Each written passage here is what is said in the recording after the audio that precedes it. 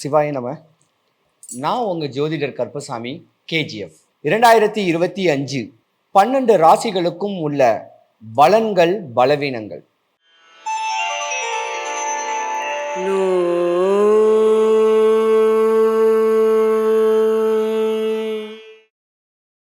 ராசிநாதனுக்கு 6வது வீடு கன்னி ராசி.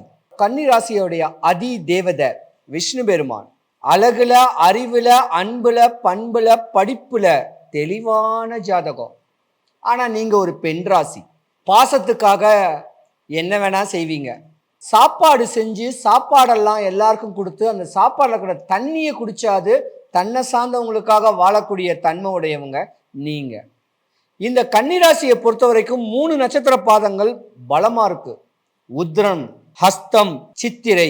அப்ப சூரியன், சந்திரன், செவ்வாய் 3 நட்சத்திர பாதங்கள் பலமா இருக்கிறனால நீங்க அரசியல்ல பிரவேசம் ஆகக்கூடிய ஜாதகம்.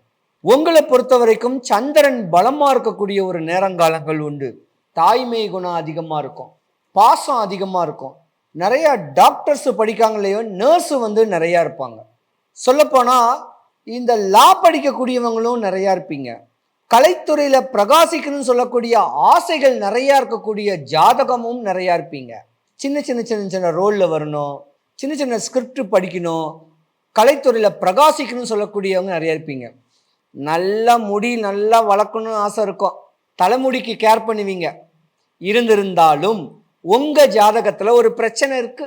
சூரியன், சந்திரன், செவ்வாய் 3 நட்சத்திரங்களும் இருக்கிறனால உங்க ஜாதகத்துக்கு 23 இல்லை 27 வயசு வரைக்கும் நாகதோஷம் வந்துட்டு போயிருக்கும்.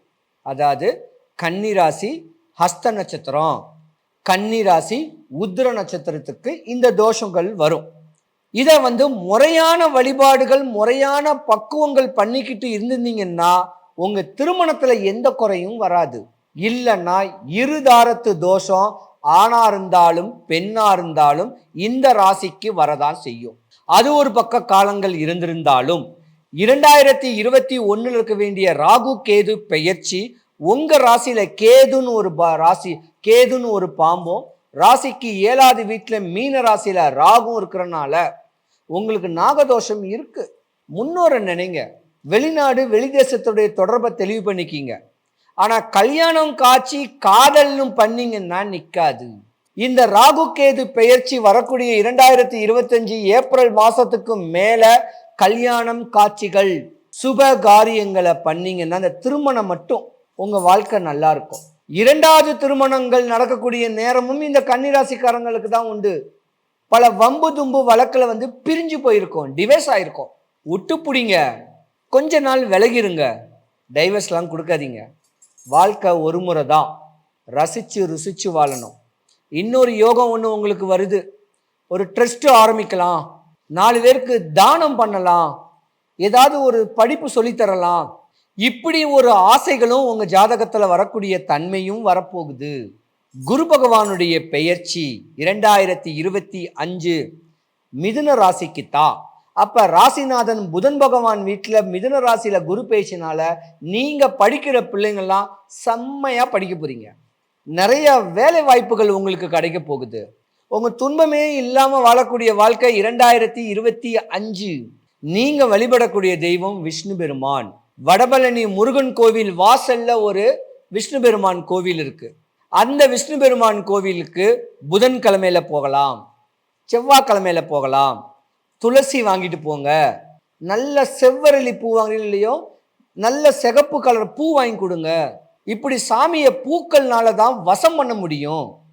வடபழனி முருகன் கோயில் வாசல் இருக்க வேண்டிய பெருமாள் கோயிலுக்கு போய் வழிபாட்டு வாங்க. உங்க வாழ்க்கை நல்லா இருக்கக்கூடிய நேரம் உண்டு. இருதாரம் உங்க ஜாதகத்துல உண்டு. எங்கேயாவது பாம்பும் பின்னி இருக்குதா, அங்க போய் மஞ்சள் குங்குமம் போடுங்க. சாமி நல்ல ஒரு வாய்ப்பு எனக்கு கிடைக்கணும், திருமண ஏற்பாடு நல்லபடியா நடக்கணும்னு வேண்டுங்க. இப்படி வேண்டி வந்தீங்கன்னா உங்க ஜாதகத்துல வரக்கூடிய தோஷங்கள் விலகி போயிடும். நல்ல ஜோதிடரை நாடுங்க, உங்க ஜாதகத்தை கொடுங்க. இந்த 2025 என் வாழ்க்கை எப்படி இருக்குன்னு கேளுங்க. இந்த ஒரு வருஷத்துல என் வாழ்க்கையுடைய ஆசைகள் தேவைகள் இதுதான், இது தேவைகள் பூர்த்தி ஆகிறதுக்கு நான் என்ன செய்யணும்னு கேளுங்க. சொல்லக்கூடிய சின்ன வழிபாடுகளை பண்ணுங்க. கன்னிராசிக்காரங்களுக்கு யோக தசை தான் இது.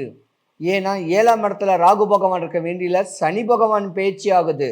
ஜனவரி, பிப்ரவரி, மார்ச் மாசம் வரக்கூடிய சனி பயிற்சி ராசிக்கு 7வது வீட்டுல வருது. 7வது வீட்டுக்கு அதிபதி குரு பகவான். குரு பகவான் வீட்டுல சனி பகவான் வரனால பூர்வீக சொத்துகள் உங்களுக்கு வர்றதுக்கான வாய்ப்பு இருக்கு. ஏதாவது வம்பு தும்பு வழக்குகள்ல இருந்திருந்தீங்கன்னா அது உங்களுக்கு சாதகமா வர்றதுக்கான வாய்ப்பு இருக்கு. காரு வண்டி பங்களா வர்றதுக்கான வாய்ப்பு இருக்கு. விலை உயர்ந்த வண்டிகள் வாங்க வாய்ப்பு இருக்கு. நேரங்காலங்கள் நல்ல நேரம் வருது. 2025 நல்ல ஒரு வாய்ப்போ இந்த கன்னிராசிக்காரர்களுக்கு உண்டு. கவலைப்படாதீங்க. எம்பெருமான் அருளாட்சி உங்களுக்கு பரிபூர்ணமா இருக்கு. நல்ல நிலைமை கூடி தேடி வருது. கோபத்தை குறைங்க. விபூதி பூசுனா கோபம் வராது. குங்குமம் வச்சிங்கன்னா கோபம் வராது. சந்தனம் வச்சிங்கன்னா கோபம் வராது. அப்படி கோபத்தை கட்டுப்படுத்துறதுக்கு நல்ல சீசன் ஃப்ரூட்ஸ் சாப்பிடுங்க. இளநீ நிறையா குடிங்க. வாரத்துக்கு 2 நாள் குடிங்க. சாப்பாட்டில் நைட்டு சாப்பாடு வடித்து தண்ணி ஊற்றி உப்பு போட்டு தயிர் ஊற்றி ஒரு வெங்காயம் சாப்பிடுங்க. ஏன்னா கன்னிராசிக்காரங்களுக்கு இது நேரம் சரியில்லாத நேரம். குடல் சம்பந்தப்பட்ட நோய் வரும், கர்ப்பப்பை பிரச்சனை வரும், லேடிஸ்க்கு மலச்சிக்கல் வரும். இப்படியாம்பட்ட தன்மை தான் உயிருக்கு பயந்து இருக்கக்கூடிய ஏதாவது ஒரு பிரச்சனை வருமா அப்படின்னு சொல்லக்கூடிய நேரம் உங்களுக்கு உண்டு. ஏன்னா ராசிக்கு 6வது வீட்டில் சனி பகவான் கும்பராசிலேருந்து உங்களுக்கு நோயை தான் கொடுத்துருப்பாங்க, பயத்தை தான் கொடுத்துருப்பாங்க.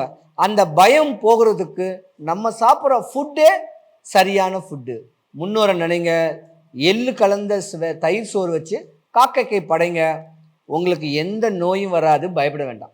இறைவனுடைய அருள், வடபழனி முருகனுடைய அருள், கோயம்பேடு குறுங்காலீஸ்வரருடைய அருள் எல்லாருக்கும் பரிபூர்ணமாக கிடைக்கட்டும். சூட்சமம் மட்டும் சொல்கிறேன், நல்லா தெளிவாக கேட்டுக்குங்க. இந்த 12 ராசிக்காரங்களுமே காலையில் 6 மணிக்கெல்லாம் எந்திரிச்சிருங்க. எந்திரிச்சு நம்ம வெளியே இருக்க வேண்டிய வெயில், அல்ட்ரா வயலட் கதிர்வீச்சு, புற ஊதா கதிர், நம்ம ரேடியேஷன் நம்ம தலைமையில படணும். அப்படியே வெளியே நடந்து வந்து அந்த புற ஊதா கதிர் நம்ம மேலே பட்டுச்சுன்னா பாடி ஆக்டிவேட் ஆகிடும்.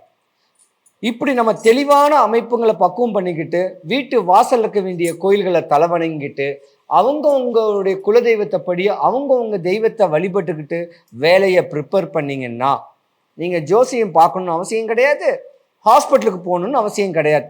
உங்கள் ஆசைகள் தேவைகள் பூர்த்தியாகும். சிவாய நம.